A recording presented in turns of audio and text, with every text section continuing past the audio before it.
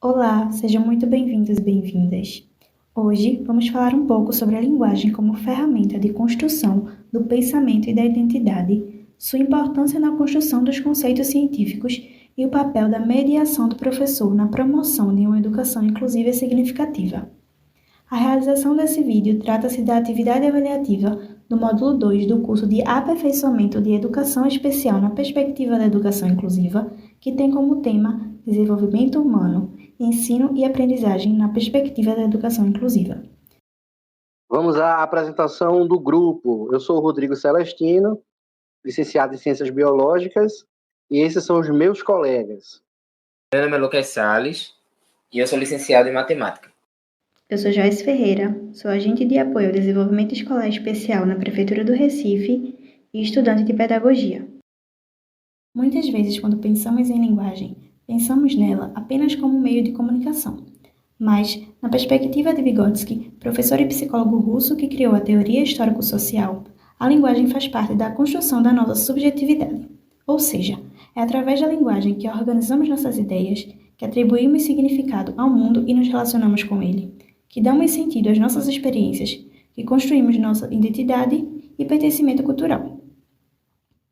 A linguagem é uma construção histórico-cultural. Ela se transforma conforme o tempo, o lugar e a cultura onde estamos inseridos, carregando valores, modos de vida, formas de pensar e de agir. Segundo Vygotsky, a aprendizagem acontece primeiro no nível social, nas interações com outras pessoas, e depois no nível individual.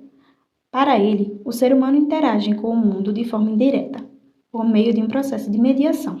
Não agimos apenas por instinto ou reação imediata como os animais fazem.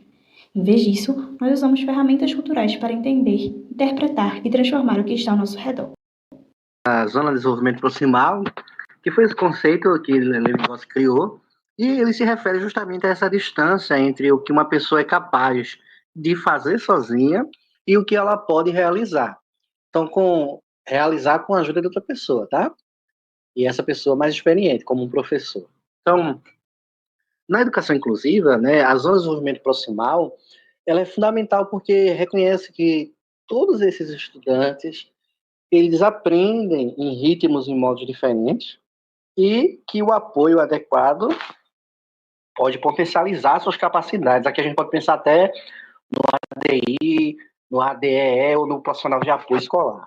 Então, isso significa, nesse sentido, gente, adaptar o ensino para que cada aluno avance a partir do seu ponto atual de desenvolvimento e valorizando essas mediações pedagógicas, né, que respeitam cada necessidade específica. Portanto, essa zona de desenvolvimento proximal, ela apoia a prática inclusiva, foca nesse potencial de aprendizagem e não se limita, né, ajuda aí a garantir que nenhum aluno seja excluído do processo educativo. É nesse contexto que Vygotsky propõe o conceito de dupla mediação. Segundo ele, nosso desenvolvimento psicológico é mediado por dois elementos principais: a mediação semiótica, que ocorre por meio de instrumentos simbólicos, como a linguagem, a escrita, os números e os outros signos culturais, e a mediação social, que acontece nas interações com o outro, especialmente com os adultos ou colegas mais experientes.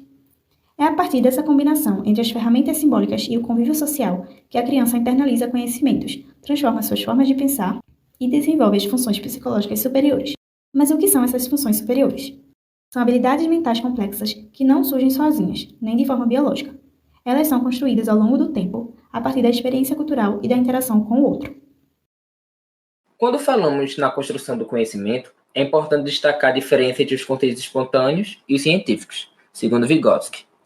Os conceitos espontâneos, eles são aqueles que a criança ela desenvolve no dia a dia, de forma informal, a partir da experiência direta que ela tem com o mundo.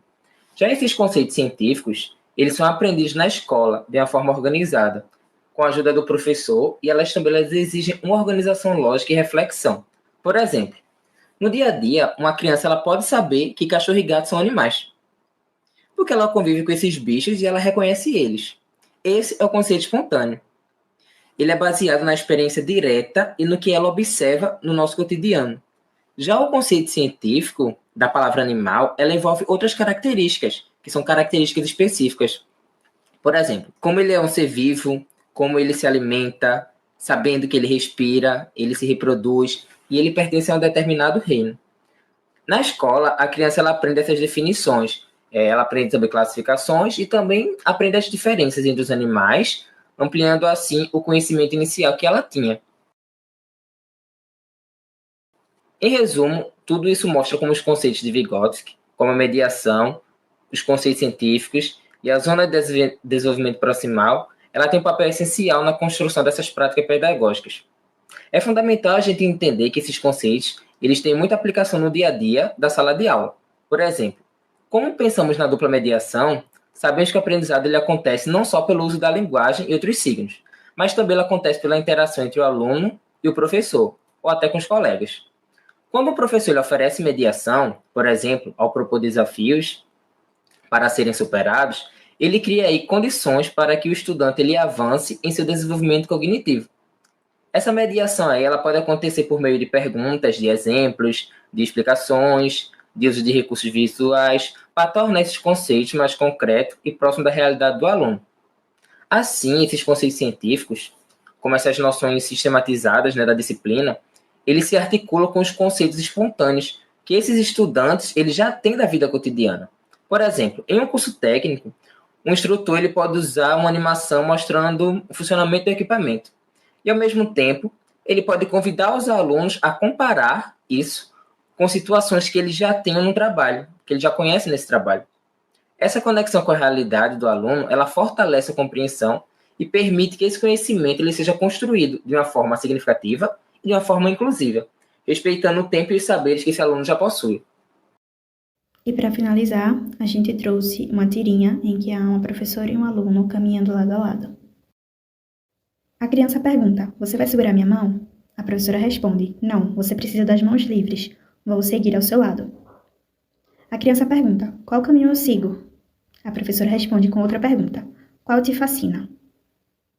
"Ali", responde a criança apontando para um lado. A professora responde: "Parece incrível." A criança pergunta: "Me leva?" A professora responde: "Vou te acompanhar." A criança pergunta: "Vamos correndo?" E a professora responde: "Vamos no seu tempo." Então, o que a gente vê nessa tirinha, gente? Ela nos lembra que a educação inclusiva não é sobre acelerar, corrigir ou padronizar uma trajetória. O que é que a gente está vendo? Sim, é sobre caminhar junto, reconhecer que cada pessoa aprende de um jeito, em um tempo, e com um olhar único para o mundo, né? Então, acolher a diferença como potência.